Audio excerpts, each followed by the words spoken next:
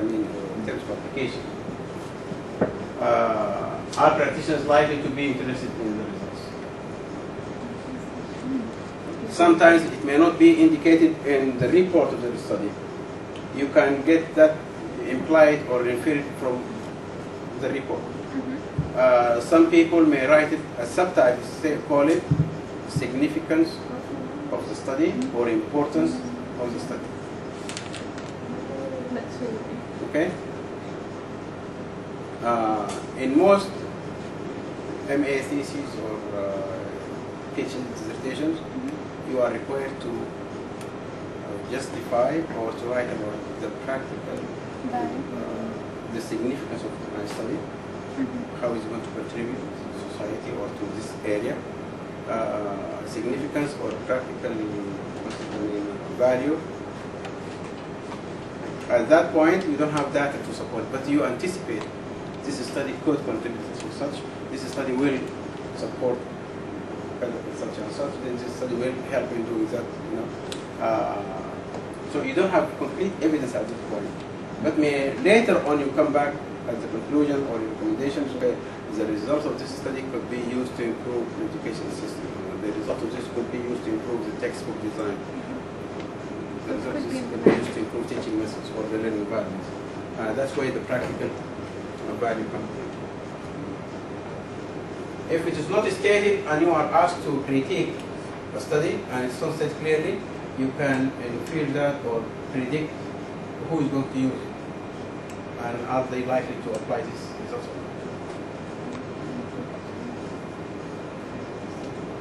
Now we come to our second step in research design. I hope when you start with your first assignment of deciding on your topic, you consider the previous considerations we talked about. Just talk to yourself about this. That will have you think about a number of questions. Okay? But any meaningful research has what we call literature. What's the literature? Previous studies. Previous studies. Articles. Books. Contributions. Lectures. Seminars. Any publications. It's a body of knowledge, right?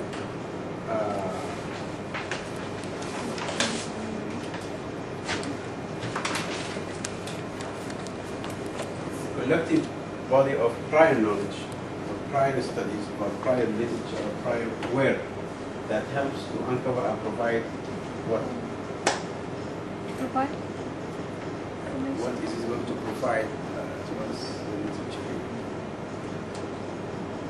Yes? Background of the study. Yes? Definitions. Definitions of variables. Okay. Identification of variables. Yes. Maybe results that the researcher could compare his result with. Okay, whether pro or against the same, my hypothesis this way. Is there any conclusions in the literature to support me or disagree with me? Okay, what else? Yes? For the researcher to know what should be done for the area and what should be done. Okay. It may determine to you what should be done, what needs to be done, or what. How to contribute. Yes, how to contribute to that area. Want to see what gap in the research, want to fill in that gap. Very good. Any other? Yes. Predictions. Okay. Predictions is a good area also. I may find good hypothesis, but could I predict that the results would be in favor of this, or that may determine later on when you state your hypothesis whether you state your hypothesis in a null hypothesis or directive hypothesis. If there's some enough work to support my prediction, I would say in a directive way. If the research is not conclusive, I may state, I will say, well, at this point I will say null hypothesis, meaning there is no significant difference between this group and that group. I would not say in favor of males or females in favor of. So prediction is one area. Yes. The target audience or the appropriate sample for this kind of study. Also to eliminate the repetition. Very good. To eliminate any repeated work. I don't want to repeat. Sometimes replication, you can do replication, but not repeating the same studies as been done. This is why our MA students are required to search first in the literature, not for the purpose of what you said, but for the purpose to avoid that nobody else has done this exactly. Yes? To recognize the appropriate methodology used in such kind of studies. Excellent.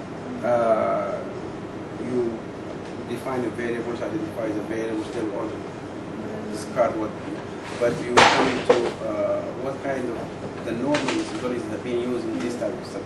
Is it always experimental or is it naturalistic approach? Or, yes?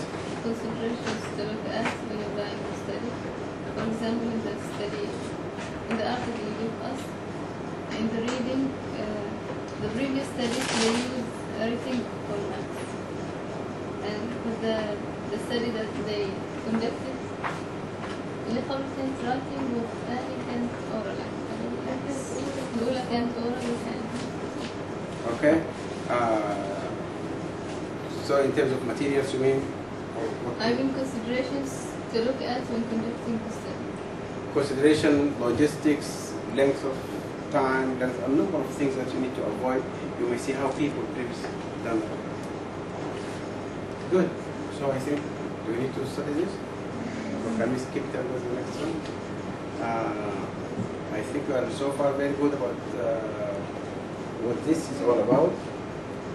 So if I give you now an article or the article that you have in front of you and ask you to assess the quality of literature reviews that have been done, what factors would you be looking at? Yes, the article that I gave you.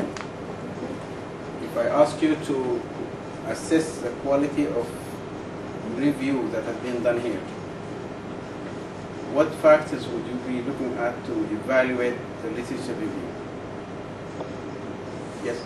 How many literature, for example, they use, or the الحداثة, the latest or the newest study, who has used in this study. Okay, the number of studies being reviewed, the currency or the how current or how up to date your literature is. Okay. The credibility. The Credibility of the resource itself. literature in terms of authors, in terms of publications, where is it published? Is it referee journal?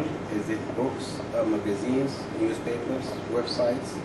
Okay, so the credibility comes from the source where you find it. Okay, what other factors?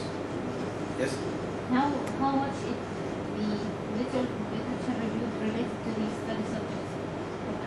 Very good. You may find the author reviewed 20 articles, but maybe only 4 are related to my variables. The rest are remotely related or far distant from the study. Yes? Does he define the variables as others defined it, or does he make a new definition for the variables? Okay, does the literature helps in operational definitions of my variables or construct definitions of my variables? Okay, this is very good. Okay, now I need to review what you said. Okay, I just summarize it in the same point. So any ideas about the variables that have proven important or unimportant in the field? Okay, so the literature may uncover or provide you with new ideas or ideas about the variables that you identify in your title. Another part is the important variables. Not all variables are important. Maybe the variable of gender, let's say I'm studying any methodology or new teaching methods or technology. So the technology itself or the feature of technology may be my independent variable, right? My dependent variable could be achievement attitudes, changing behavior, whatever. But there are other variables. I may invest some time in them, but may not be that important. If the literature indicates to me that the issue of gender is really irrelevant to this, why should I include it? So I may exclude or discard some of the variables for my study based on my review of literature. From out of the 20 studies that I reviewed, I may find that maybe out of these 5 variables, only 3 have been repeatedly studied or investigated with critical importance.